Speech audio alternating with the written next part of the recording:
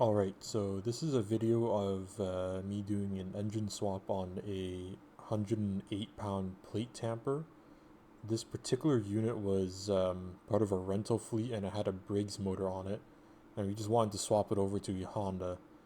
So cover off, as you can see, and we have access to the belt here.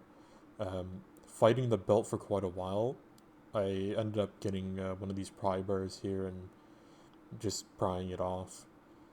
Um, there we go. Yeah. There's no belt tensioner or release for the belt on these, so you just have to fight them. So with the belt off, you have access to the big belt wheel, which is what we're gonna have to remove next. You don't have to remove the small wheel for removing the engine or the metal plate behind these wheels. So those just slide off, and there's a key inside you're gonna want to keep. With the wheel off, we can remove, I think it's 4 or 5 bolts that holds on this metal plate. And the hole cut out for the small wheel is big enough to just slide off. So with the bolts removed, we can just pull off the plate.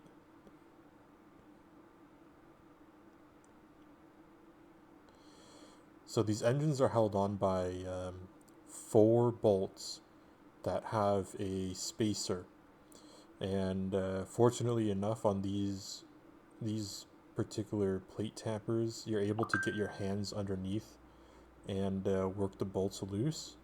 I know on some you weren't able to do that, and you'd have to remove those rubber shocks that are underneath the, well, kind of where my hands are. And then you have to tilt the engine up to try and get it unmounted, but with these, you can just reach under and try and get them.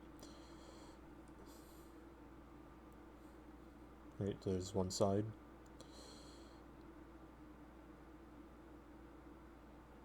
And then the other, you get the idea. So it's just 4 bolts, and then you're able to just lift up the engine here. So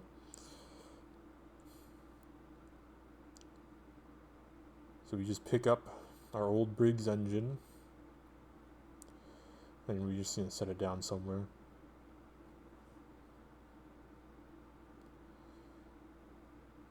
Then I get our shiny new Honda.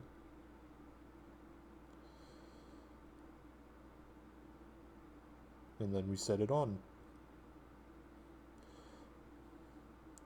Luckily for us, these Hondas have the same mounting feet as the Briggs in the same dimensions, so we were able to just put on the engine and then put on our spacers and bolts.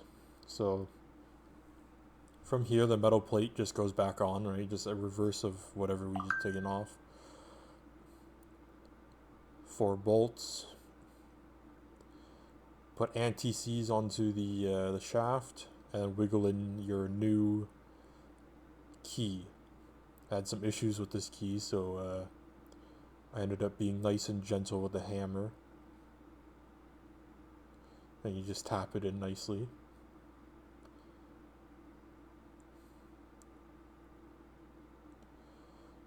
And give it a push and a little bit of a tap with a piece of wood. And then we make sure it spins nicely, which it does. There we are. Put on your washer and your bolt again. And then I decide to top off the oil before I before I decide to fight this this belt. The belt's gonna be a bit of a fight, especially because you have no tensioner, so you're gonna have to try and pull this belt. So I had Mr. Jesse in the workshop help me out with this. Not recommended to do it this way. Watch your fingers. And that's a lot of tension there. We lost it. And there we go. You take a little breather after that one.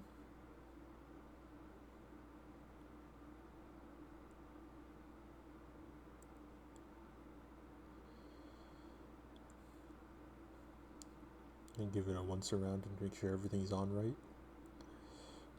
Now lifting these plate tampers off is kind of hard, so we ended up just using the lift here. I slide on a little dolly and got it down, and there you go.